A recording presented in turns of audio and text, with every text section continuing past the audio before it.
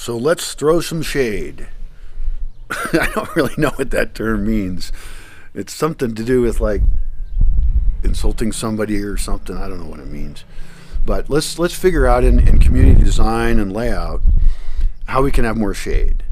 Like, would you rather have a road that has a median and has a bunch of big trees in the middle of it and provides shade as you're driving or walking, or shade on a path? Would you rather walk out of the hot sun or in it? Well, in this place, it's usually good to be able to walk in the shade of trees. And trees do litter, so you do then have to kind of, clean your streets and stuff of branches and junk. But if you plant the right trees, and they don't produce a lot of junk, so you have to choose your trees really carefully. Oaks aren't that bad. Ash trees are very good here. There's a bunch of other choices. Ideally evergreen trees that provide shade for more of the year. And really at that point you have to think about where the sun's going to be at what time and what shade you have at what time of the day. Having shade in the morning might be less important than having shade in the evening when it's hotter. Like before the sun goes down, that hot afternoon shade is your worst. Sunlight is your harshest sun.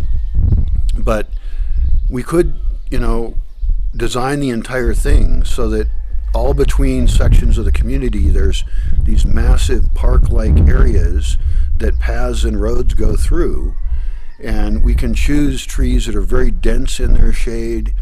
We can have spots to sit in the shade, and that's going to be long-term cheaper than making more roofs that have shade. We can do that too, and the advantage of that is it also gets you out of the rain, because a tree will protect you from a light rain, but a really heavy rain it won't. So let's get shade all over the place, green shade that provides birds with housing, that provides products for the community, trees that we can sculpt easily, oaks and ash. You can cut branches where you want to. We can make sure we have trees that we plant in appropriate spots so they don't fall over on houses. Like pine trees, for example, where I live, tend to fall over, and they're really tall, and they get way too big to even cut down safely sometimes, like in tricky spots. So we have to think of the big sculpture of where we put trees at, and shade is a big part of that. Now I want to do a drone map of the entire land, and in that drone map I could then overlay where there's shade at what times. In fact, if you had a good drone map, you could probably write an automated program that said, these whole spots, because of the slope of the land, have more shade or more sun at this particular time. Of course, not everything should be shaded. You should have lots of pockets of pure sunlight so people can bask in the sunlight and enjoy it. That's not a big problem, especially in any kind of environment where you're urbanizing at all. There's too much sun. That's your normal problem.